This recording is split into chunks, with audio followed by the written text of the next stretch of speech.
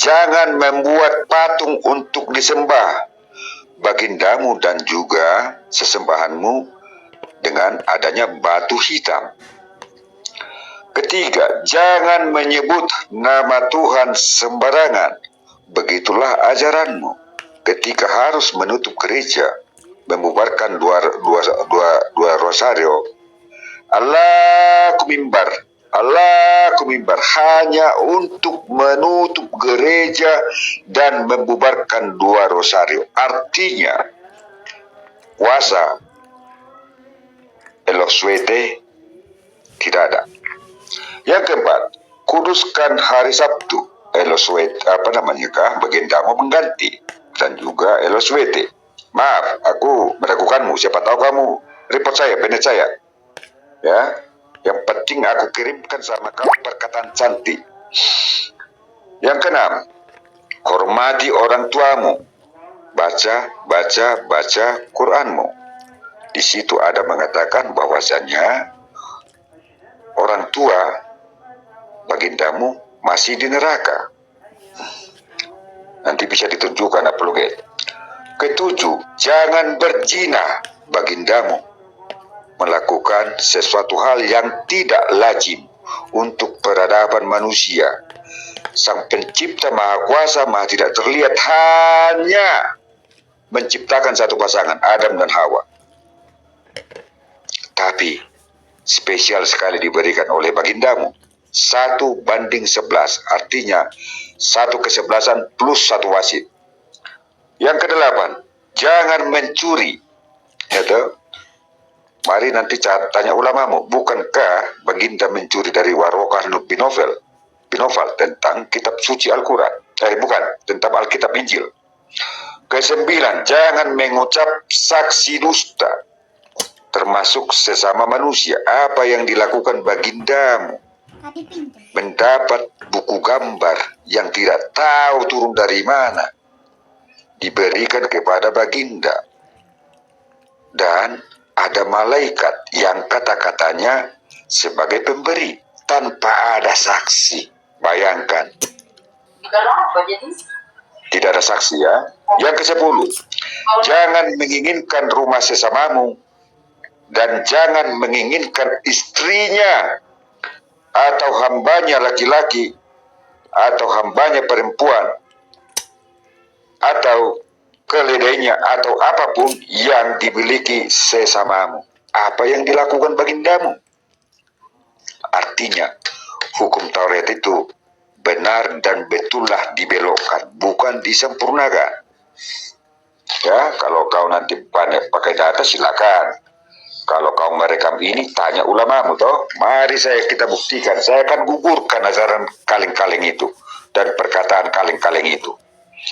Di dalam Alkitab Injil Kebenaran, Fendi, ya, sudah ada firman daripada Tuhan kami mengatakan, setelah aku akan datang nabi-nabi palsu, guru-guru palsu, pendusta, pembohong, penyesat. Itu artinya nabi palsu.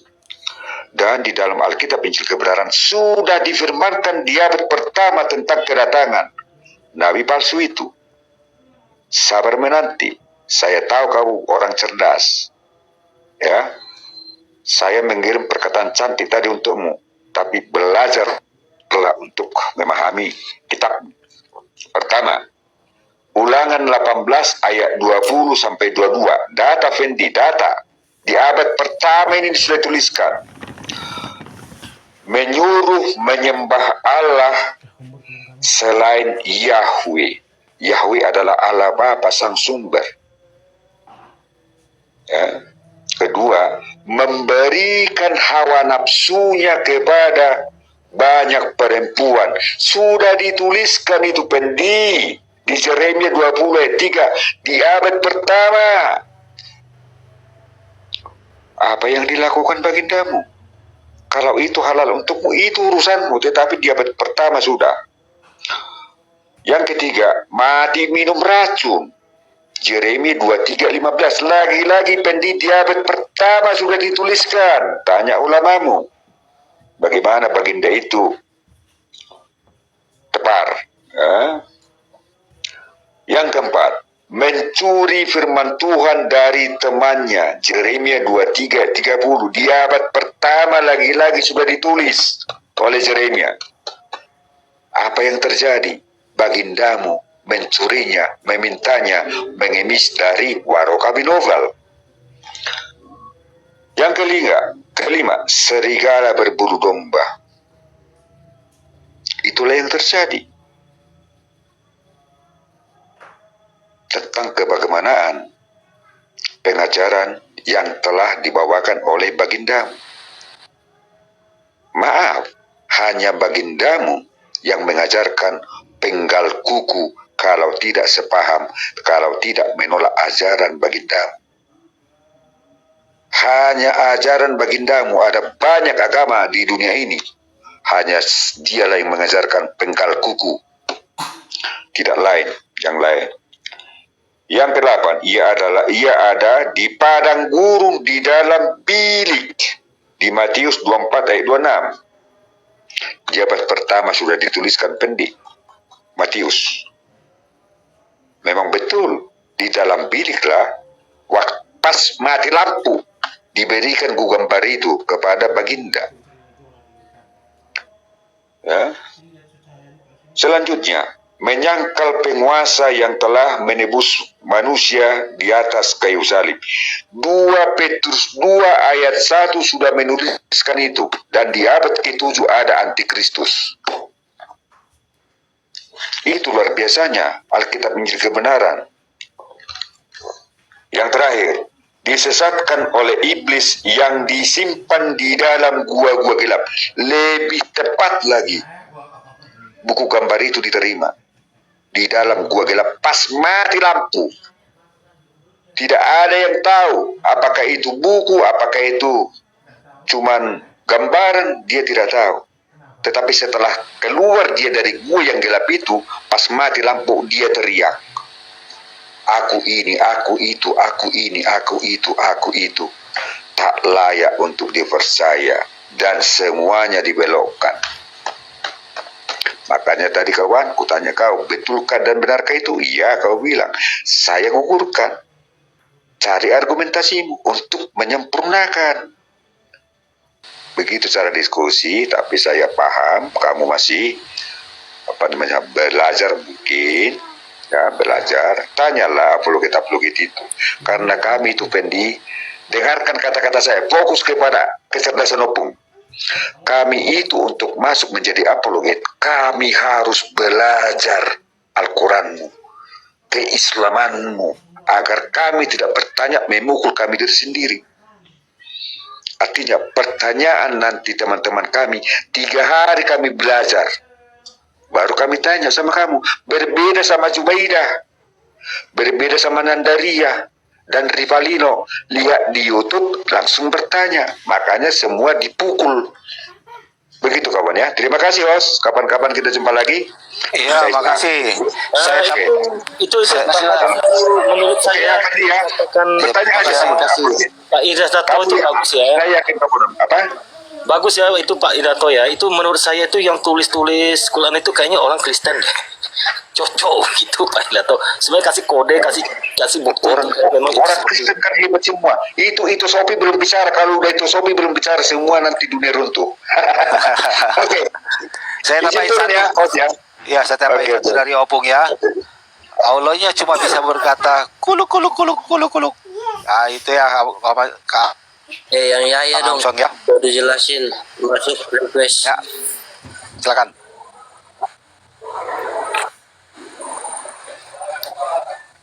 Lanjut Bang, yang ya bang, mau dihitung, mau dibalas komenannya, suruh masuk bang. Silakan aja yang mau naik ya, buat teman-teman yang mau berdialog dengan bahasa yang mudah dimengerti boleh, bahasa Indonesia boleh, bahasa kuluk juga boleh.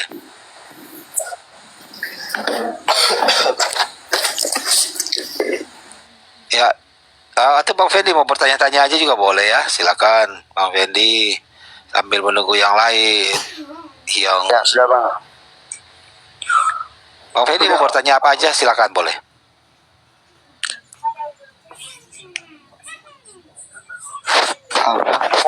dari penjabaran Pak Indrato tadi itu, saya ada tangkap satu hal.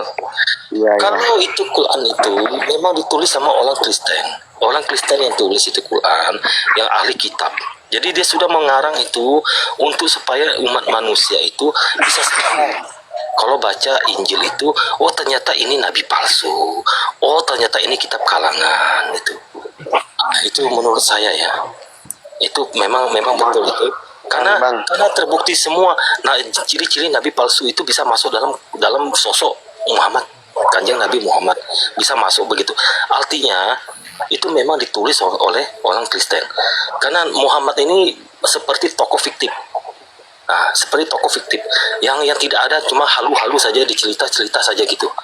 Tokoh fiktif oleh Bani Abbasiyah kayaknya ini, atau Jamaat Utsman ini, semua orang Kristen punya leher ditaruh pedang, kamu tulis satu cerita, kasih satu tokoh yang namanya Muhammad. Makanya itu ciri-ciri nabi palsu bisa masuk. Apalagi mereka ini kan buta huruf. Buta huruf, mereka tidak bisa baca, tidak bisa mengerti tentang kitab. Makanya seperti itu, dia dibikin cerita, dibilik di padang gurun, mati kena racun. Ini sebenarnya kode dari Quran ini supaya jangan ikut nabi palsu. Sebenarnya itu orang Islam sudah paham, oh ternyata ini nabi palsu toh, tidak boleh diikuti gitu. Seharusnya begitu. Karena maka di situ ditulis ada untuk mengikuti kitab-kitab terdahulu. Kitab itu katanya kan, kitab itu yang terdahulu itu kamu baca dulu. Kalau sudah baca itu, nanti lihat ini cerita yang ada di Quran ini tentang mati diracun, banyak istri, tukang ngecrot, mayat dicrot, mayat dicoblos, apa gitu. Supaya bisa berpikir lah. Ya Freddy, ya berpikirlah, ini memang betul ini kata Pak Indrato, bagus itu, kamu berpikir balik. Kenapa nabi kamu itu dituliskan seperti itu? Dituliskan seperti itu. Kalau nabinya mulia, nabinya betul bagus itu benar dari Tuhan yang Maha Kuasa ya, Tuhan yang benar, bukan Allah SBT ya. Tidak mungkin melakukan hal seperti itu bertentangan dengan kitab suci yang lainnya. Karena dia bertentangan dengan kitab suci lainnya, berarti ini memang dikasih kode. Karena kalian manusia buta huruf, manusia bejat, manusia yang memang diciptakan untuk bikin rusuh bumi ini. Bikin ini. Makanya kalian dalam genggaman tangan Buddha sekarang. Tangan Buddha itu remek kalian aja tuh, selesai itu. Ya sudah itu. Ya. Kasih. Bang Stefan dari Muslim Kristen. Bang Stefan monitor. Stephen Meyana. Iya baru naik. Gini ya, Bang Fendi, kalau menurut kamu penipu itu Tuhan apa bukan? Iblis penipu atau kalau iblis bisa menipu atau bagaimana? Yang penipu iblis apa Tuhan?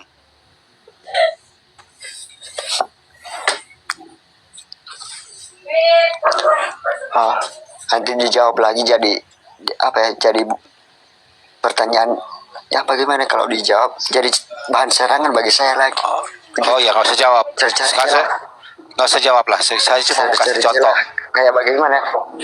Ya. Mencari kecelaan. Saya kasih contoh aja Bang ya. Kalau dalam sejarah Yesus itu disalib. Ya, sejarah yang ditulis oleh orang Kristen dan sejarah juga ditulis oleh orang-orang yang bukan Kristen. Ya, ada yang dari Yunani, ada Romawi, ada orang Syria juga ya, yang nama-nama sejarawan situ. Mereka menulis, ya Yahudi juga. Jadi mereka menulis Yesus disalib.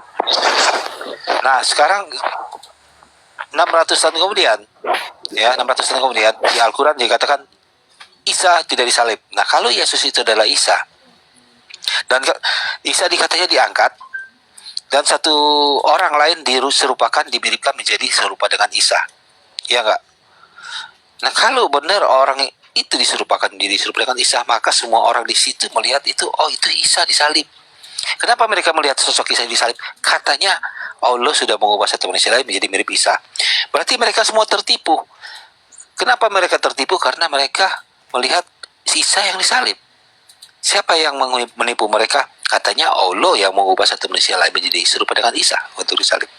Kalau tidak benar cerita itu, berarti kalian yang ditipu karena cuma kalian yang percaya bahwa Allah mengubah satu manusia lain menjadi mirip Isa untuk disalib. Ya, dari cerita itu kita bisa lihat salah satu sudah ditipu. Entah umat yang terdahulu atau kalian. Yang jelas katanya salah satu pasti sudah tertipu menurut dari cerita di situ. Tinggal kamu yang berpikir, apakah Tuhan itu benar-benar penipu? Apakah Tuhan maha pengasih atau penyayang, atau maha menipu manusia, membohongi manusia? Apalagi katanya itu Yahudi itu umatnya Allah, Nasrani umatnya Allah. Tapi kenapa umatnya terdahulu bisa tertipu begitu? Itu yang harus kamu pikirkan gitu. Ya silakan. Lanjut, Bang Stephen. Gimana?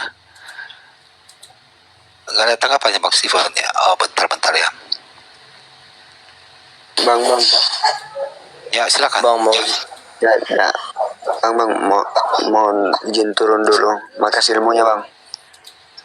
Ya makasih, naik lah nanti. Ya. Bang yang itu nak dong. Ya. Yang Bang. Salam, Bang. Salam semua. Makasih. Ya makasih Fendi. Naik Ya. kembali lagi ya, kita ngobrol-ngobrol ya. Ya, Bang Amsiong. Mohon maaf, Bang. Malam ya, hati-hati di jalan ya. Mohon maaf, Bang, bagaimana ya, sudah saling apa ya. Mohon maafin semua. Tidak usah pusing lah, ya Amsyong dari Singkawang, tenang saja. Lagi di Google ya tentang Ya. sejarah ya. Yo. Amsyong ilmunya banyak, ilmu santet juga bisa. Amsyong juga bisa santet orang, bisa pelet orang, tenang saja, tidak apa. Kalau ada cewek kamu yang tidak suka, kamu tanya, nanti saya kasih minyak pelet. Bang mau jawab dulu ini Bang. Salah, dukun tatung mana pasti bisa. Tiap tahun Coba santet saya. nantilah, tidak boleh sembarangan. Oh iya sekarang lah. Janganlah, tidak boleh. Kan tidak, bohong tidak lah. kan kawan gimana santet? Kalau dia Coba santet saya. kalau band akun saya lagi, saya santet lagi makin kencang. Ada. Jangan pakai ancam. Kurang ajar mereka ini. Tes. Bang Sopir. Bang Sopir, kamu bisa itu nggak? Tadi lagi berbicara tentang Allah berbicara pakai mulut atau enggak, Bang? Silakan Bang Sopir. Nanti Bang Allah Amsyong yang berbicara. Di mana Ya, kan Bang Allah Allah berbicara. berbicara Bang? Ya, kan. Tadinya.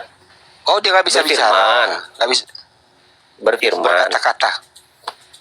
berkata-kata, didengar sama manusia. Allah. Pernah didengar manusia nggak? Waktu Allah berfirman. Waktu Allah berkata Lewat Jibril. kun fayakun itu, Allah berkata kun fayakun itu, dia pakai apa berkatanya? Lewat firman-Nya. Itu kan ada di Al-Qur'an. Kun fayakun itu Idza arada syai'an ayyakula lahu kun fayakun. Nah, itu kan lewat Jibril dulu disampaikan ke Nabi Muhammad sallallahu alaihi wasallam. Dengar, jangan nyerocos. Waktu Lah orang menjelaskan dibilang cerocos gimana? Dengar, diam. Waktu dia berkata kun fayakun, itu kan perkataan Allah kan? Halo, kamu waktu ditanya itu kamu bisa jawab nggak? Waktu kamu enggak? Iya, aku nih di mute terus masalahnya. Waktu Allah berkata. Ini room apa? Room mute apa room apa ini? Waktu Allah berkata kun fayakun, itu kan adalah perkataan Allah kan? Berfirman. Kan sudah berfirman. Allah berfirman. Itu dia berkata dong. Berfirman. Loh iya Dia berkata pakai jempol. Ya berfirman, Allah berfirman. Iya, firmannya pakai jempol. Kun faya, waktu ada berkata kun fayakun. Lah, Al-Qur'an itu Pakai firman tombol. Allah semua, kalamullah semua. Iya, waktu dia berfirman Kun bagaimana? fayakun itu pakai apa? Pakai tombol gitu. Lah, Al-Qur'an itu buktinya. Iya, waktu dia berkata. Buktinya masih tanya lagi. Apa? Yang nikahin anak di bawah umur itu firman Allah. Nikahin di bawah umur firman Allah. Yang mana, Bang? Yang Muhammad nikahin itu. Nabi Muhammad. Firmannya itu. Istrinya, Bang? Umurnya 6 tahun. Aisyah umurnya 6 tahun. Nah, Bang. Abang datang nggak di sana waktu acara pernikahannya? Lah, Itu kan Iya, karena Ada kan begini kan, datanya. abang tanya abang, itu anak itu di bawah umur dipaksa oleh Nabi Muhammad, abang datang nggak, hadir nggak di sana begitu? Kamu Harus hadir jelas diskusi karena ada itu. di Alkitab. Itu udah tertulis udah jelas loh di Quran itu. Iya di mana? Ajarin saya. Di Quranmu dong. Ya karena Oh, kalian yang mendalilkan kok. Saya Gimana? mau tanya Kok ngomong aja nggak punya data? Kalau ada datanya kamu murtad ya. Ini diskusi aja yang Kalau murtad ya. ada datanya kamu murtad ya. Emang agama kalian maksa-maksa orang untuk masuk murtad apa? Saya Ini nggak diskusi nyuruh apa? kamu masuk Diskusi apa Kristen. gimana ini? Saya nggak nyuruh kamu masuk Kristen. Tidak maksa. Gimana saya nyuruh kamu masuk Kristen. Ya sudah kalau Saya nggak usah keluar saya kata-kata nggak nyuruh seperti itu. kamu Kalau ada masuk datanya Kristen. bukain Saya aja. bilang kamu murtad. Kamu tinggalkan Islam. Saya nggak nyuruh kamu masuk Kristen. Siapa yang suruh orang-orang Iya, siapa juga? otaknya cuma separuh? Ogah aku. Iya, saya bilang kalau ada datanya kamu tinggalkan Islam ya. Enak aja. Oh ya sudah, berarti emang kamu nggak berani. Nggak berani apa? Ya, sebenarnya dia udah pernah dengar datanya. Dia udah tahu Muhammad itu menikahi bocil, anak kecil 6 tahun, digauli umur 9 tahun. Itu udah tahu umum ya. Udah banyak disi bahas, pasti tahu lah. Nggak mungkin nggak tahu orang Islam. Cuma tinggal masalah Masalah kalian malu atau aja yang tidak. nggak paham, itu aja masalahnya. Tanya aja kan. Masalahnya malu atau enggak? Sebagian malu, sebagian tidak malu. Kenapa harus Ya. malu? Memang begitu. Ya, nggak kamu malu. termasuk orang yang malu. Ini bocil. Ya nggak apa-apa. Oh ya sekarang gini, kalau kamu punya anak kan, itu ada kakek-kakek datang mau melamar anak kamu kasih nggak? Kakek-kakek. Iya. Kalau kamu gimana? Kalau kakek-kakek ya. Saya nggak nanya kamu. Kalau Ya, di saya tanya nggak kamu ada juga, ajaran gimana itu. coba? Kalau di saya nggak. Nggak ada. bakal dikasih lah. Kamu Kalau ini di gimana ajaran saya mau? nggak ada. Kalau di ajaran kamu kan ada. Kita ini sedang ngibah ke orang ya. Kita aja lah. Ya saya nggak ada ajaran itu di ajaran kamu. Ya sudah kalau nggak mau nikah. Lu saya Begitu aja Ini Bang, repot. Masih kalau 6 tahun gimana? Nggak mungkin lah dikasih bang. Kan kamu kan meneladani ajaran. Iya, kamu tanya sama bapaknya Aisyah Abu Bakar, apakah dia mengizinkan? Kok tanya ke saya itu loh? Iya, dia mengizinkan. Kalau anakmu dikawinin sama kakek-kakek. Kamu punya anak cewek? Dia Punya. umur 6 tahun. Masih kecil. Masih kecil. Terus ada kakek-kakek datang mau ngawini anakmu. Kamu kasih dong. Ya kita kan berandai-andai aja ini. Gimana Kamu mau? kasih dong. Harus Iya serius dong. lah. Kasih dong. Kamu kasih dong. Kamu kasih dong. Kamu kasih dong apa, Mas? Iya kamu kasih dong. Kalau ada kakek. Iya, kalau kakek-kakek datang lamaran Nah, kamu azan kamu lagi. kasih nggak? Ajar lagi. Ya udah, sudah. Kubur lagi. Ajar lagi. Itu begini host, itu kalau bukan orang Allah, bukan Habib, pasti tidak dikasih. Kalau Habib, Oh, Kapan gitu. ada ajar kalau Habib, jam istri berapa pun ya? dikasih cicip lah kayak di Cirebon itu. yang penting Habib. Iya, ya kayak di Cirebon. Itu Habib, karena masuk surga. Ketika memutuskan pernikahan tidak ada dalam hati Ini apa sih kalau turun aja? Ini Zoom aja nih, Zoom apa nih? Ini Zoom aja nih. Assalamualaikum, temanya apa ini bang? Aduh, ini semua ini temanya nggak ada satu nabi yang pernah menyembah Allah Subhanahu wa taala. Betul itu bang, setuju saya. Iya, Bang. Ini cuma Ya, karena memang fakta sejarah. bapak ini ya susah lah. Itu fakta itu nggak bisa dibantah bang. Izin turun dulu host ya, saya mau keliling dulu ya. Terima kasih. Oke, datang lagi, Bang. Sama. Datang lagi, Bang Amsyong. Ya. Itu tadi ada yang bahas ngawinin bocil-bocil itu siapa? Saya saran saja sebetulnya boleh ya. Jadi teman-teman sebaiknya sih tampilkan data. Jadi ibaratnya Iya. kayak Fadli tadi sebetulnya menurut saya dia mungkin sangat awam ya. Makanya jawaban dia saya perhatikan tadi memang seolah-olah nggak percaya gitu loh.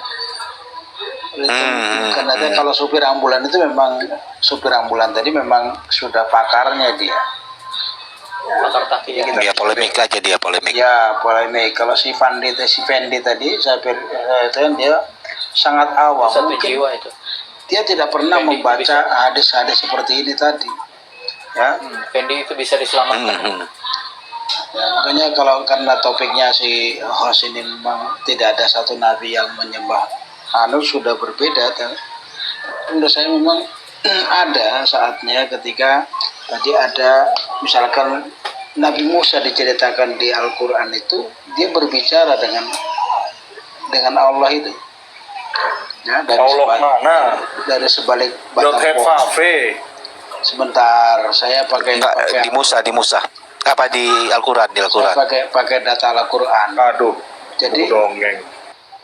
kalau yang ditampilkan memang tidak sempurna, tetapi memang perlu dipahami bahwa Alkitab sudah ada lebih dahulu.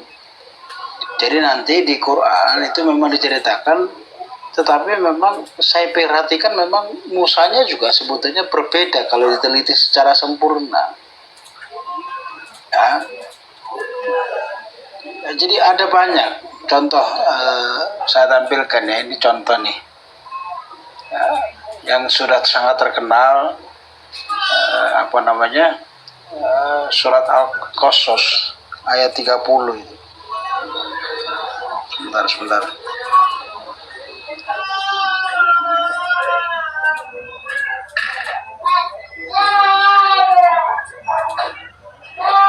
Suara anak nangis itu tolong di Stephen. Sorry. Ya, sudah. Saya turunkan. Di luar. Masih kedengaran itu. Turun dulu. Berbahaya itu.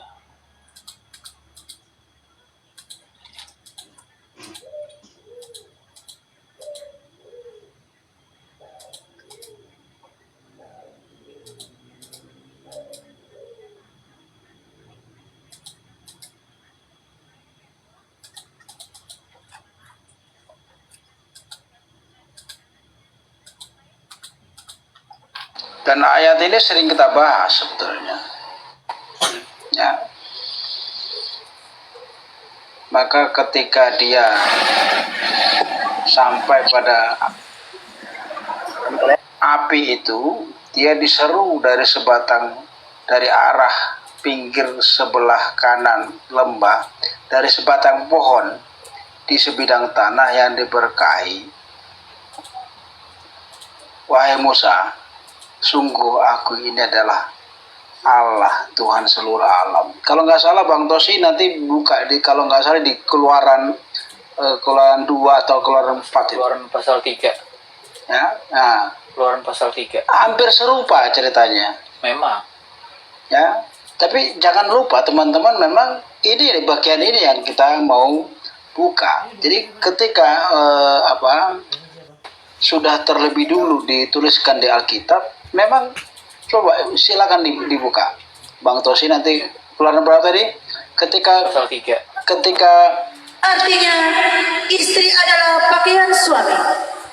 Ya Sri Jairi. Pakaian suami nggak tuh? Ya, perhatikan ya. Ini fokus kita ya. Tapi jangan lupa bahwa memang Alkitab itu sudah ada. Bahkan kitab Keluaran itu mungkin ditulis 1500 tahun. Ya, sebelum Abad 1, sebelum Masehi itu. Ya, kalau dihitung jangka waktunya. Jadi sudah jauh ditulis. Tetapi nanti diceritakan secara berbeda. Makanya saya sih setujunya memang Musanya juga berbeda sebetulnya. Ya, di Taha juga ada tentang kisah Musa. Jadi berbeda. Nah itulah yang mau saya kepada orang-orang awam tadi kita tunjukkan ini loh bedanya. Ini saran saya ya, daripada kita banyak hanya kebingungan mengatakan ayat-ayat segala macam, kita tunjukkan saja. Seperti ini misalnya. Coba Bang Tosi bisa Ya. Keluaran pasal 3. Keluaran pasal 3. Ini perhatikan. Ya.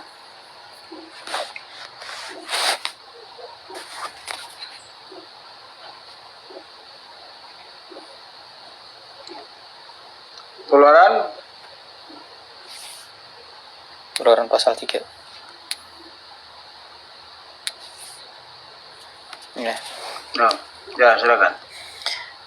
Dari mungkin langsung ayat kedua ya. Lalu malaikat Tuhan menampakkan diri kepadanya di dalam nyala api yang keluar dari semak duri. Lalu ia melihat dan tampaklah semak duri itu menyala tetapi tidak dimakan api. Musa berkata, baiklah aku menyimpang ke sana untuk memeriksa penglihatan yang hebat ini. Mengapakah tidak terbakar semak duri itu? Ya, sampai situ dulu Pak Talita.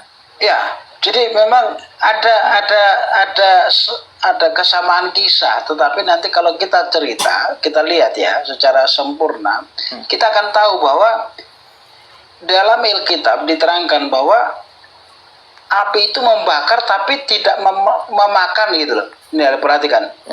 Jadi api itu tidak memakan api itu menyala tapi tidak membakar. Ya, api itu tidak, menyala ya, tidak membakar. Artinya apa? Kalau saya apa ya? Ketika ada terjadi proses pembakaran itu pasti ada asap yang keluar. Pasti ada bunyi kretek-kretek segala macam itu.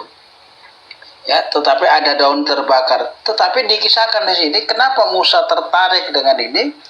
Ya memang api semak duri itu menyala, tetapi tidak memakan apa? Tidak memakan apa? Tidak membakar semak duri. Tidak membakar ya. Makanya Musa mengatakan ini menarik bagi dia. Inilah cara Tuhan memanggil Musa. Ya. Yeah.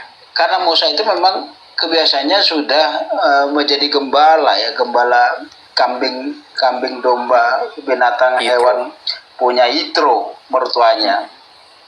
Ya, makanya kenapa Tuhan memanggil Musa. Jadi sepanjang Alkitab itu Tuhanlah yang mencari selalu termasuk memanggil Musa ini.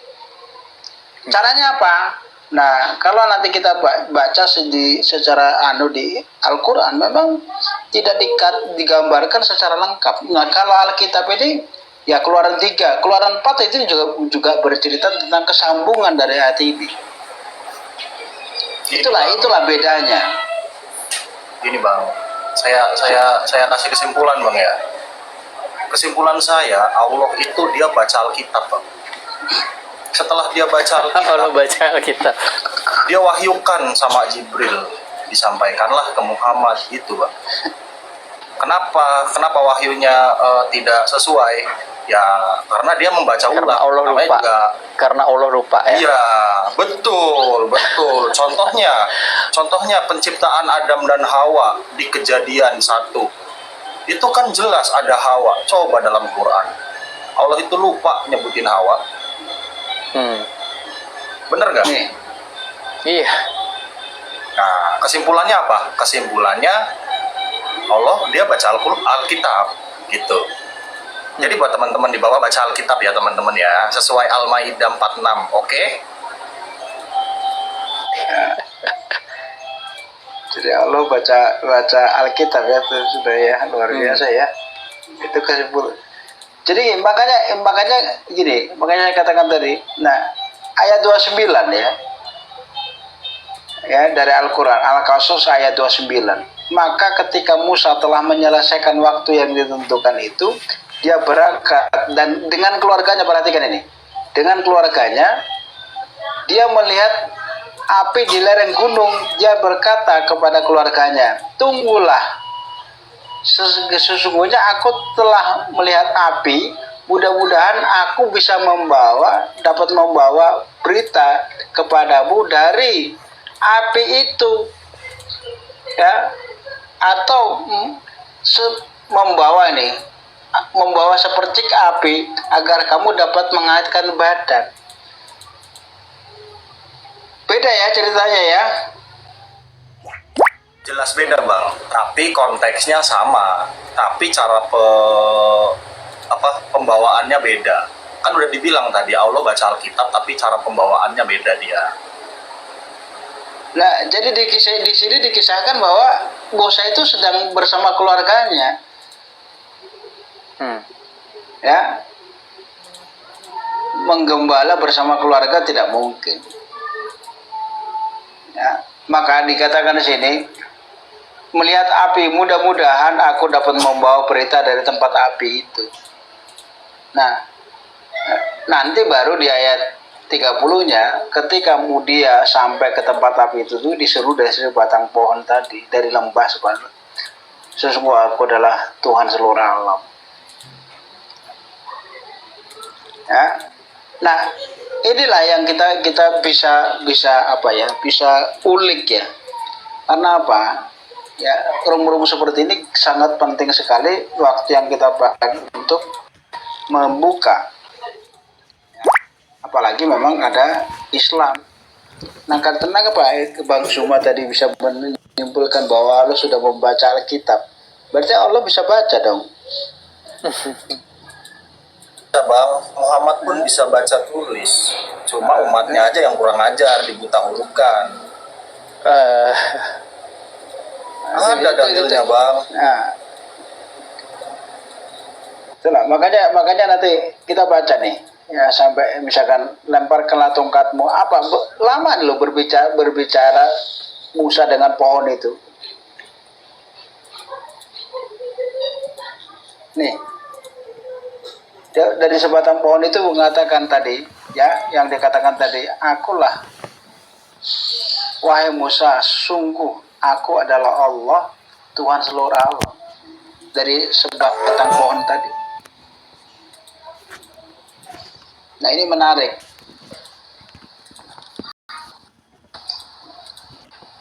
Nah, mungkin hal-hal seperti ini tadi si Pendi tadi tidak pernah membaca.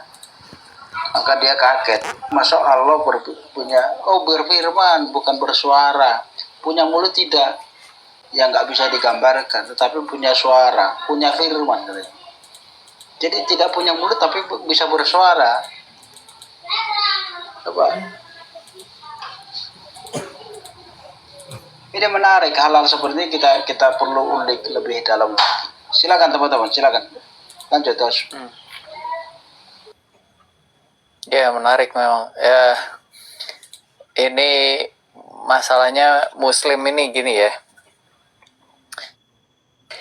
Dia itu nggak berani jujur, masalahnya di situ ya. Nggak berani jujur dalam hal apapun. Ya itu, masalahnya mereka nggak berani mengakui apa yang tertulisnya di Al-Quran itu. Nah, kalau misalkan mereka berani jujur. Kalau dibilang jujur, buat mereka itu hal yang tabu, jujur Bang. 2 kalimat syahadat, iya serius, 2 kalimat syahadat pun sudah mengajari mereka untuk berbohong. Betul. Bener gak? Iya. Apa coba? Kalian bersaksi. Apa yang kalian saksikan? Coba. Apa coba yang kalian saksikan? Nah, dari 2 kalimat itu pun kalian sudah diajarkan untuk berbohong. Ya kawan-kawan ya. Beda dengan kami, teman-teman Muslim. Ya katakan ya, tidak katakan tidak. Jujur bro, jangan bohong. Ya silakan Bang Cikat. Ya itu, jadi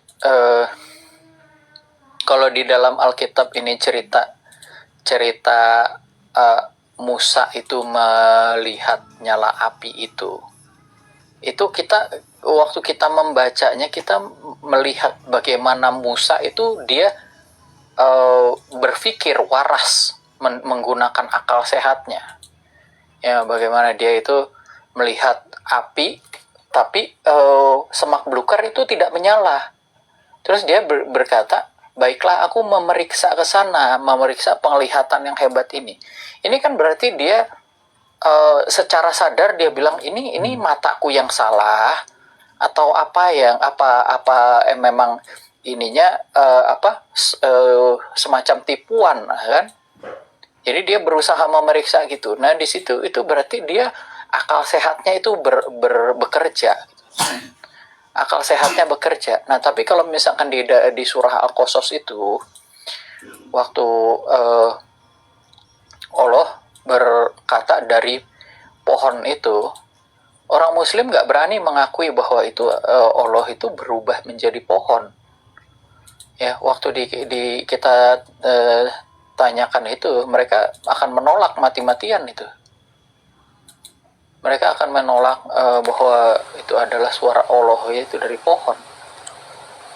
Iya, mereka menolak, Bang. Benar. Menolak. Mereka menolak fakta, kan aneh. Padahal jelas di situ tertulis.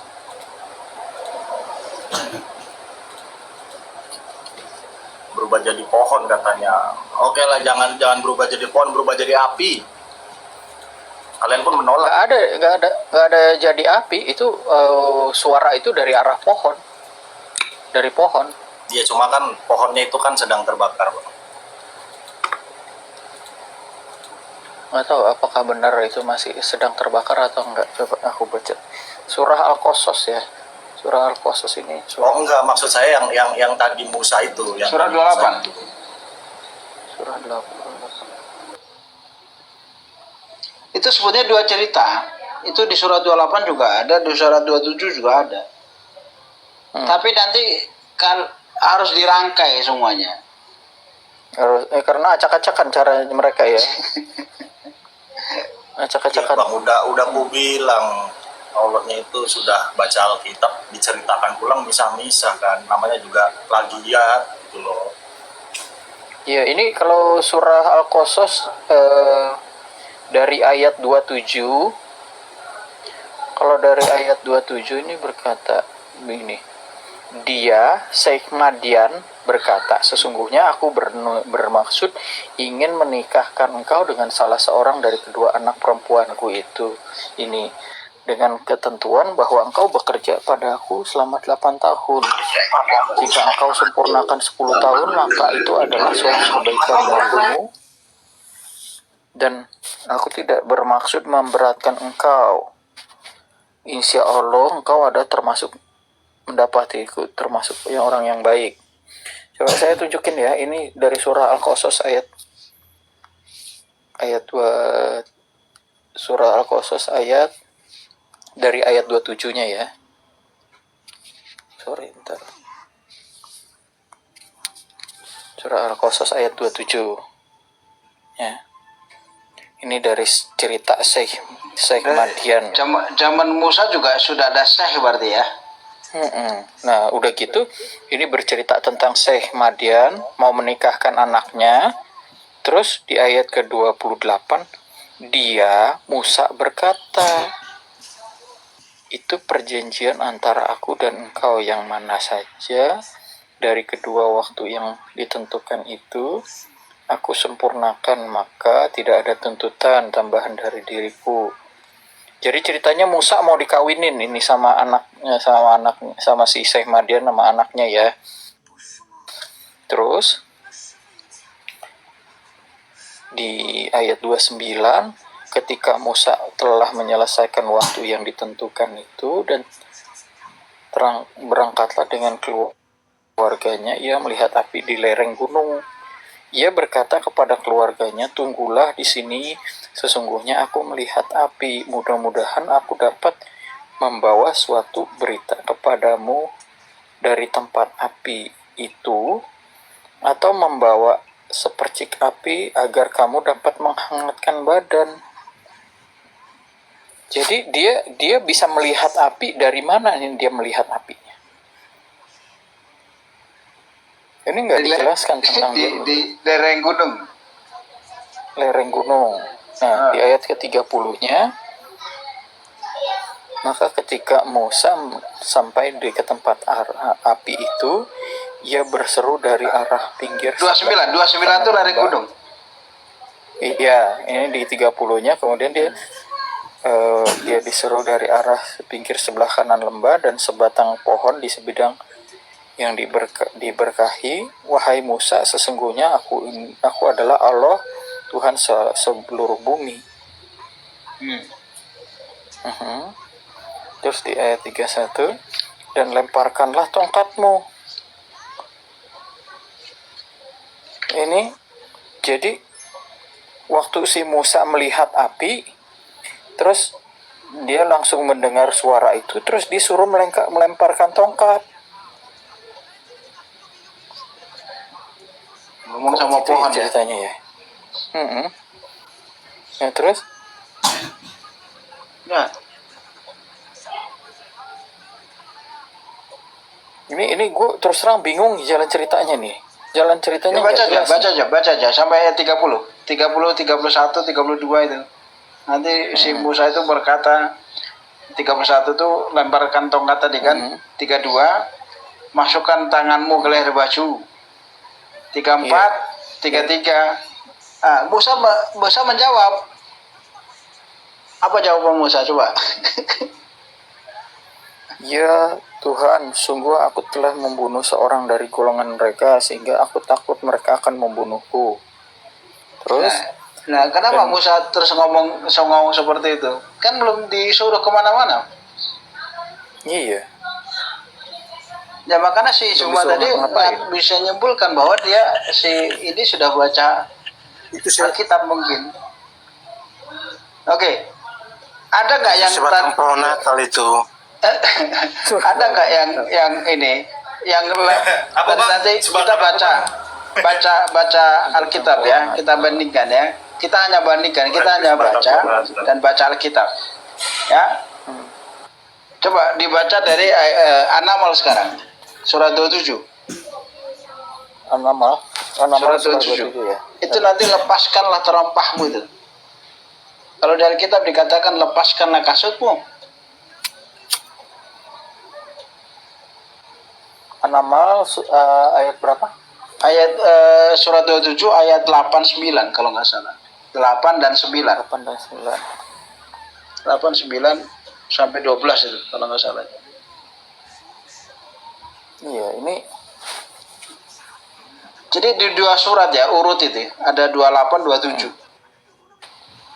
ketika ia tiba di sana tempat api itu, dia diseru, telah Perhatikan ya, diberkati api ya tadi ya. orang-orang yang dekat api, yang berada dekat api, dan orang yang berada di sekitarnya. Maha suci Allah, Tuhan semesta alam. Allah berfirman, wahai Musa, sesungguhnya aku adalah Allah yang maha bijaksana, yang maha perkasa dan bijaksana, maha bijaksana. Hampir sama kan? Dan lemparkanlah tongkatmu. Ketika tongkat itu menjadi ular, Musa melihatnya bergerak-gerak seperti seekor ular yang gesit. Larilah ia berbalik ke belakang tanpa menoleh. Wahai Musa, jangan takut, sesungguhnya di hadapanku para rasul tidak perlu takut.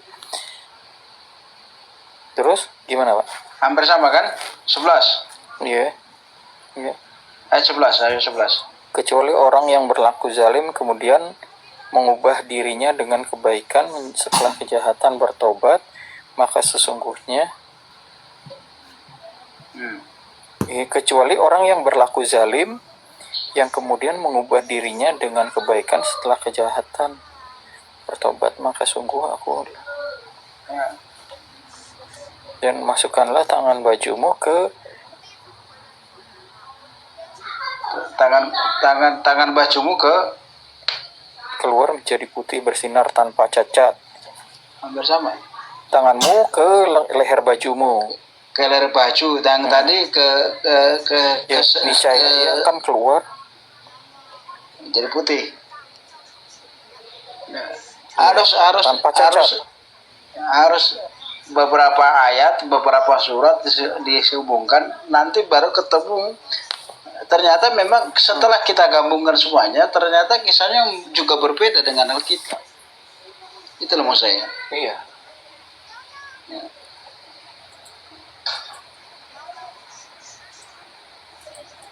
Dia memang berbeda.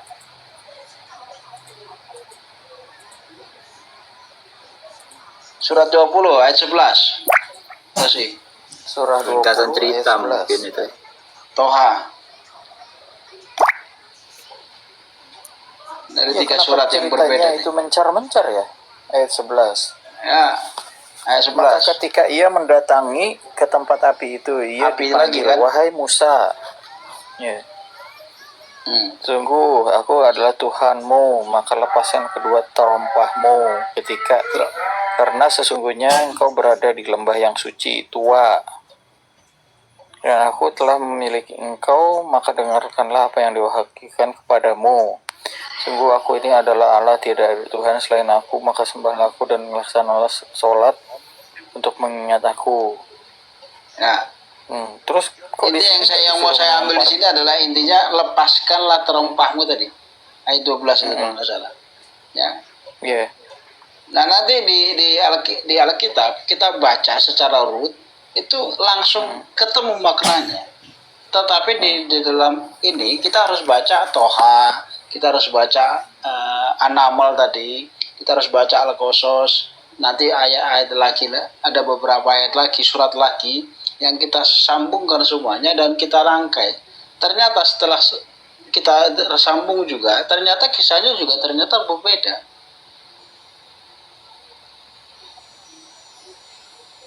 Di surat yang lain tadi kenapa nggak disuruh melepaskan terompahnya ya? Kenapa? Di surah yang lain nggak disuruh melepaskan terompahnya ya?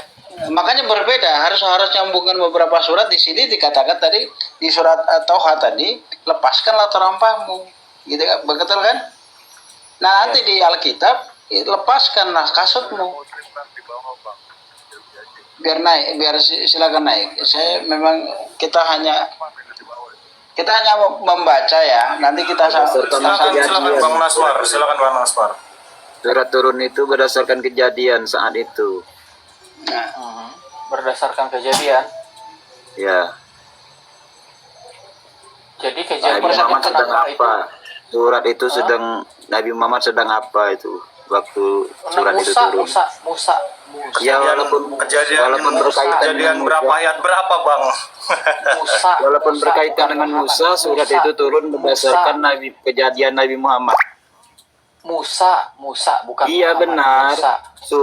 Surat turun berdasarkan kejadian Nabi Muhammad pada saat itu. Kok berdasarkan Muhammad sih?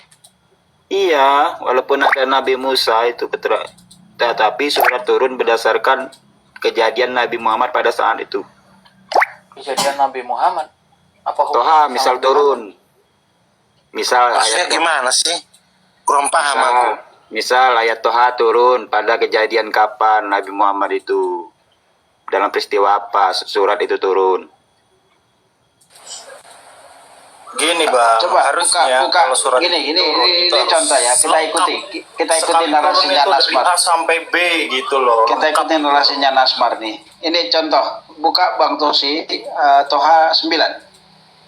Toha 9. Toha 9, surat 20 ayat 9. Dan apakah telah sampai kepadamu kisah Musa? Itu Allah bertanya itu. Itu kejadian apa? Kepada Kenapa? siapa? Coba Nasmar, saya ikuti.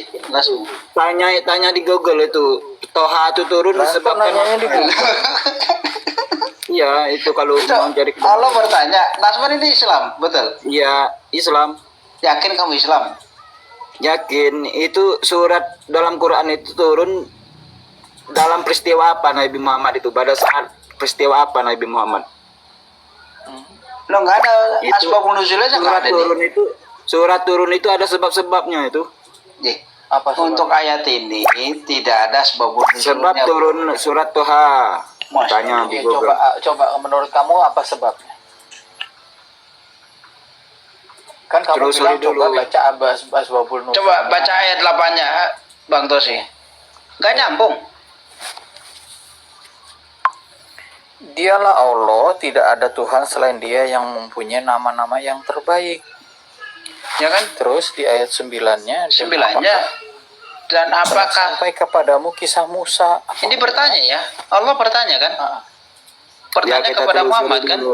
Kita telusuri Toha itu dalam peristiwa apa saat Nabi Muhammad jadi Toha itu turun. Asbabul nuzulnya tentang apa? Ya nanti bingung saya tanyakan. Ya kamu baca itu, kamu bacakan, kamu tunjukin asbabul. Ya nanti salah tafsir. Dalam peristiwa apa Toha itu turun. Tanya sama Google. Toha itu artinya apa aja? Sampai hari ini belum ada yang bisa jawab. Apa arti Toha itu?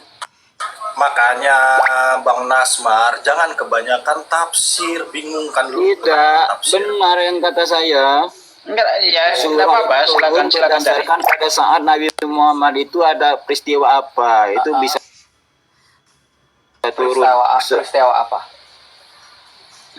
Ya tanya ke dulu Google dalam peristiwa apa. Iya, coba tanyakan Google. Emang kamu nggak bisa nanya Google? Aduh, hampir saya sebentar. Tahu-tahu Allah bertanya kepada Nabi besar itu, apakah sudah sampai kepadamu kisah Musa? Surat Quran itu turun tidak akan turun kalau tanpa sebab. Enggak bro. Tunjukin asbabun nuzulnya. Bisa nggak kamu nangkap itu? Kenapa Allah bertanya kepada Nabi, ya, apakah sudah sampai kepadamu kisah Musa? Apa dia lupa ini ceritanya? Allah yang bertanya berarti. Wal hataka Ya. hadisu Musa, dia bertanya gitu. Iya, Jadi, Allah bertanya. apakah sudah sampai kepadamu kisah? Makanya Ya, hadis Allah Musa. bertanya berkata begitu disampaikan berarti lewat gini bang, Al-Quran. berarti maha taunya itu gagal ya, soalnya dia bertanya. Tidak, itu bertanya itu bukan maha tahu. Kan bertanya, Itu berarti nggak kan. tahu. Nah, itu nanti dilanjut ayat. Itulah yang saya bilang tadi dalam peristiwa apa kan. Nah, itu terpleset lagi. Itu kamu tanya begitu, nah terpleset pula saya. Makanya gini loh bro, kalau di Asbabun Nuzul surat Taha itu sampai ayat 9 itu tidak ada Asbabun Nuzulnya. Ya, sampai ayat 9 ada Asbabun Nuzulnya itu nanti ayat, kalau nggak salah ayat panjang ini ayat 9, 10 sampai 20 itu belum ada Asbabun Nuzulnya. Ya, dan ini kisah ditanyakan apakah sudah sampai kepadamu kisah Musa, ya, dilanjutkan. Bukan berarti tidak tahu, dia itu bentar. Ini saya baca loh, saya baca ayat 10 lanjutkan. Ada yang ngomong tadi berarti Allah tidak tahu, berarti sudah memfitnah, menghujat. Memang bukan fitnah, bukan menghujat, itu di situ bertanya berarti tandanya apa? Dia mau mencari tahu. Kalau orang bertanya tandanya kalau apa? ada Mencari kata-kata tahu. tandanya berarti harus disebutkan, jangan langsung tidak ada kata tandanya. Ya sudah, apa coba?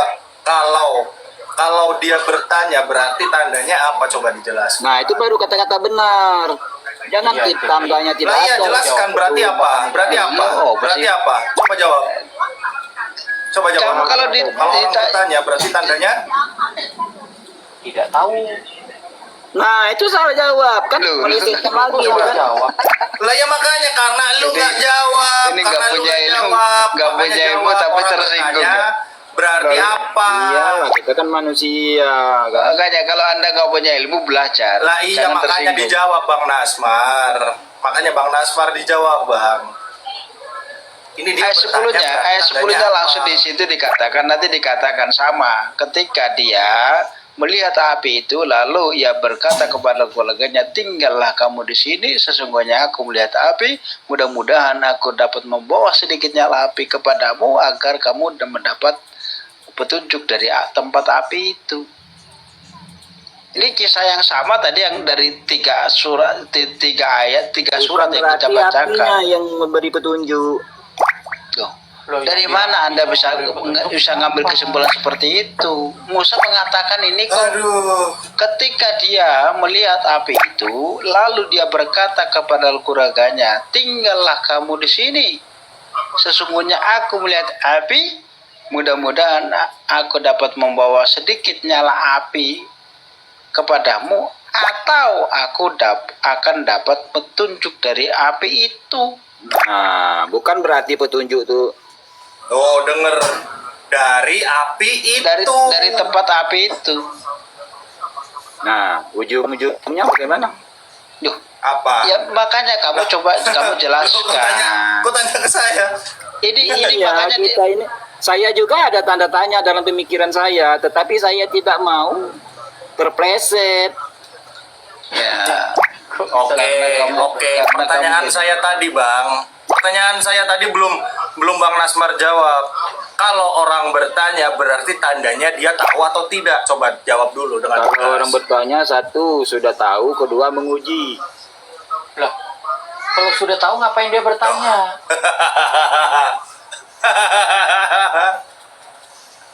Kalau bertanya dia pertama sudah tahu. Kalau Kedua, dia menguji.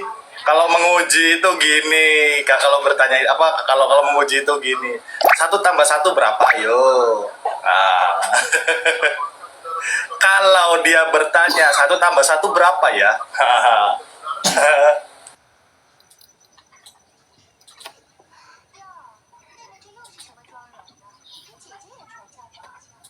Kayaknya kontradiktif itu, nggak saling nyambung sama yang lain.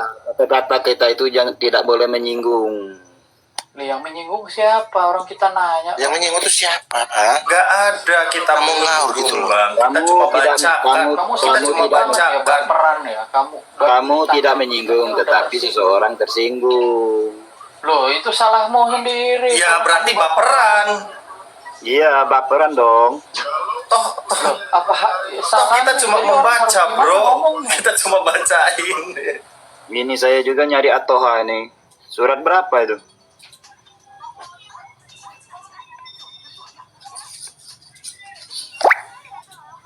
Ada urutan suratnya itu. Atoha. Belum ketemu saya. Surat kedua ya. 20. Belajar Quran dulu kamu.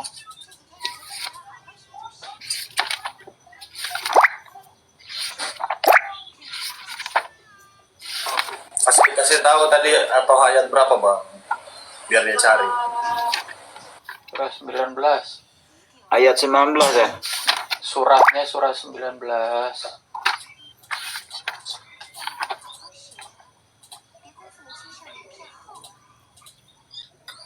Lalu Musa melemparkan tongkat itu, maka tiba-tiba ia menjadi seekor ular yang merayap dengan cepat. Tidak ada kata-kata api di sini ya.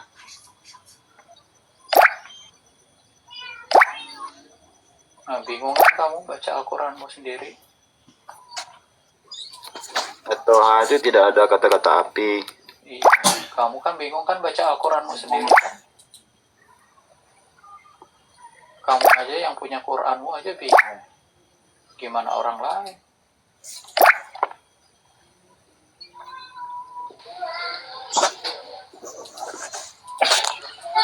Siapa sih yang bunyi-bunyi itu?